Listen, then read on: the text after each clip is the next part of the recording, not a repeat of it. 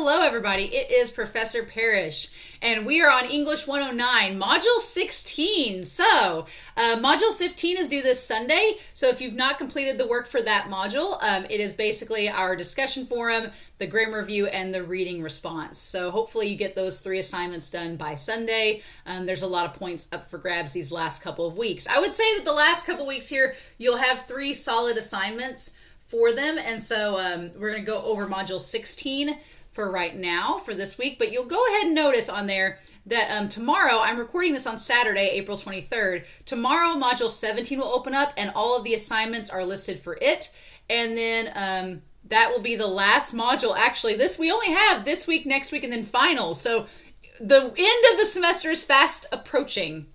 So as of tomorrow, you'll have this current week, Module 16 to do, and if you want to work ahead, you can to Module 17. But please note, Module 18, our finals week, will not open up until May 8th. We have to, by college rules, open up only when finals week starts, and that's Sunday, May 8th.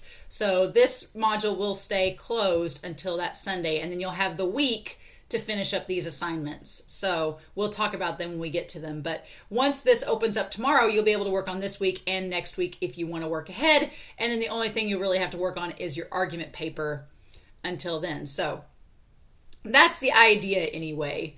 So, but in any case, let's go ahead and talk about Module 16. So for this week, you don't have any reading assignments as far as the class goes. I did include this argument paper, sample number 1 here. Just another example of an argument paper for you to look at just for your references, if it'll load up here in a second. If you guys have questions about the argument paper, please don't hesitate to email me and ask. I'm always happy to answer questions. But hopefully this will pop up here in just a minute. We'll go ahead and download it and just look at it that way.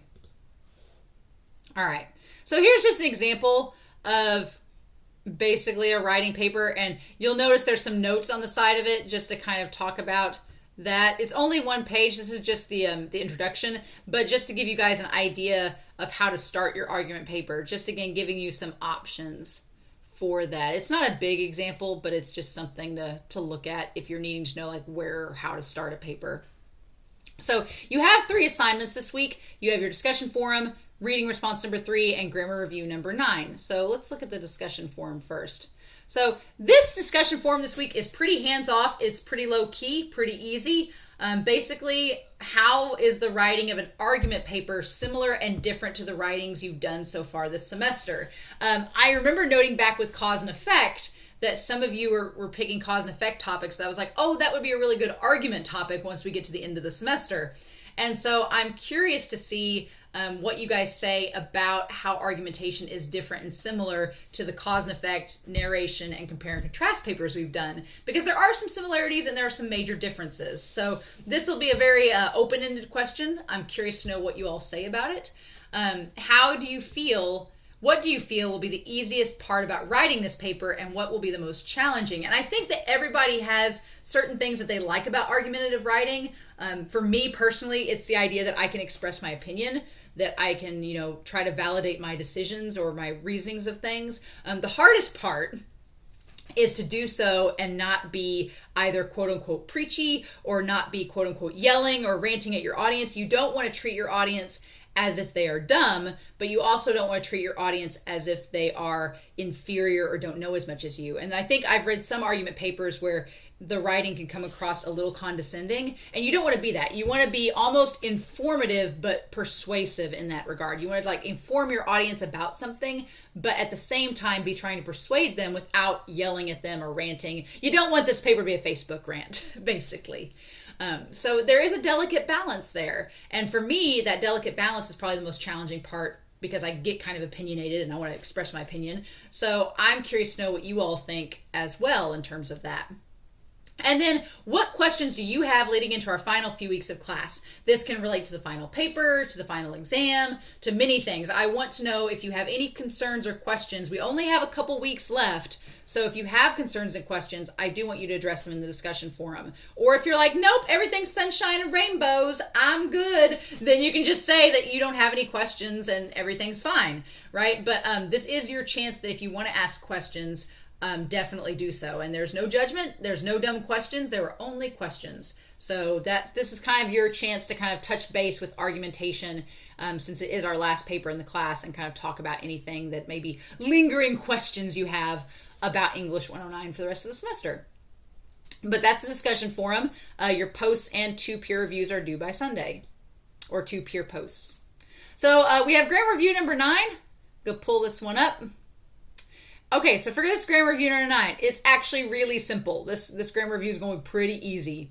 So on page 491 to 499, I've noticed there's some capitalization issues in the class. Like in the discussion forums, there's some students that don't capitalize I or words. I do take off points. So if you've been noticing that your discussion forum posts are getting like a 16 out of 20 or a 15 out of 20, or some people have gotten 13 or 12 out of 20. There's a number of reasons for that. One may be that you're not using proper capitalization or spelling. It's an English class, so that counts. And 2, some people are writing really simplistic responses. And like, for example, in Psychology 121, you got to write 250 word responses per discussion post response. I don't give you guys a word count because I expect that you will answer adequately. But some people that just go, I agree, you're getting points docked. So if you've not noticed that so far, it's been happening. So I just want to make sure. I have been a little bit concerned with capitalization this semester and being like, let's cover some basics. So on page 491 to 499, there are some things about capitalization. Those of you that have been doing well with capitalization in this class, this will be the easiest assignment in the world.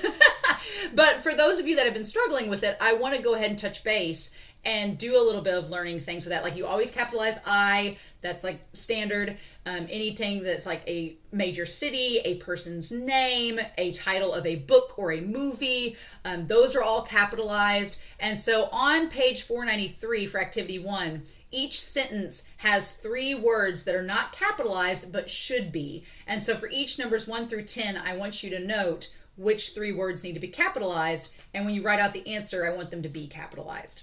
So that's numbers 1 through 10. So like I said, if this is something you've not been struggling with, this will be the easiest assignment in the world. But I have noticed some people have struggled, so I want to make sure that we're good to go. We've reviewed it. I think this chapter goes through a lot of really good fundamentals to make sure that that's fine.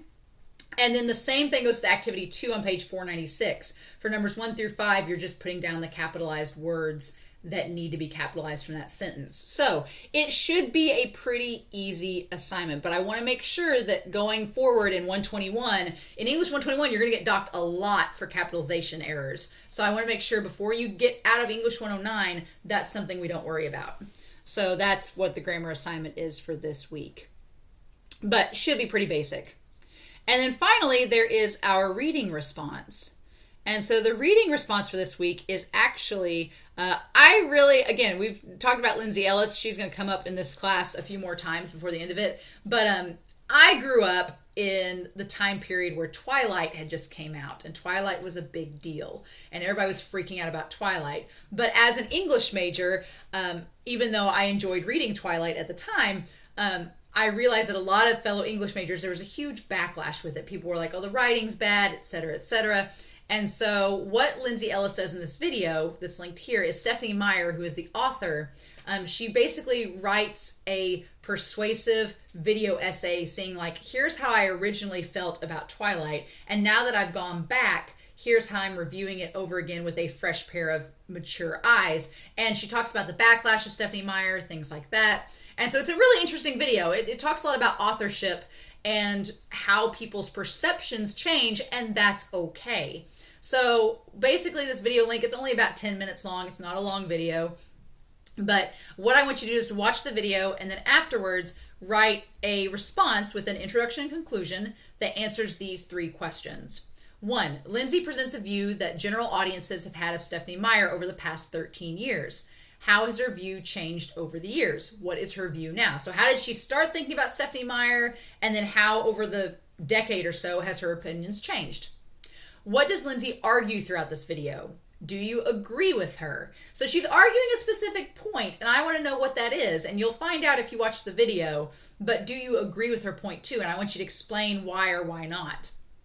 And then finally, how can we use this video as an example when we start writing our own argument papers or our own writing assignment? So think of this video as like a videotaped version of an essay. So she had a script, obviously, and she's reading off the script in this video. So if we view the structure of it like a paper, what can we learn from how she organizes her information, how she presents facts, how she uses humor, how she uses examples? Like, what can we learn as writers from it and apply to our own writing, whether it's this argument paper, whether it's a compare, because this is arguably both an argument paper and a compare and contrast. So how can we apply it to compare and contrast writing, etc.? So I am curious to know your thoughts about the video. And I know some of you will be like, oh, I didn't read Twilight. I wasn't part of the craze. It was before my time. But I'm sure that everybody in this class has at least heard of it. You know what the story is about, even if you've never read it. And if you haven't, well, then you'll learn something. So that is the idea behind this reading response here, moving forward with this week's assignments. So yeah, that's basically the assignments for this week. Is just to work on this discussion forum, the grammar review, and the reading response. Next week will be the peer review of your argument drafts. So you'll have this week and next week to work on your drafts. And then there'll be the final grammar review and the final reading response. So we're slowly wrapping up in this class, and I've updated everything. So the assignments that you see listed here are all of the assignments. So there's not any extras. I got everything updated over this weekend, so everything is good to go. But so you can work ahead and know that once you get these assignments done for the week, there's not any extra ones that are going to pop out. So as always, if you have any questions about the class, please email me and let me know. There are no dumb questions. I'm happy to help answer them. I'll be in and out of my office throughout the week, so if you just email me a question, I should be able to get back to you. But as always, I hope you all have a wonderful weekend. Enjoy the nice weather outside. Please stay safe, take care, and I'll be back next week to talk about Module 17 of English 109.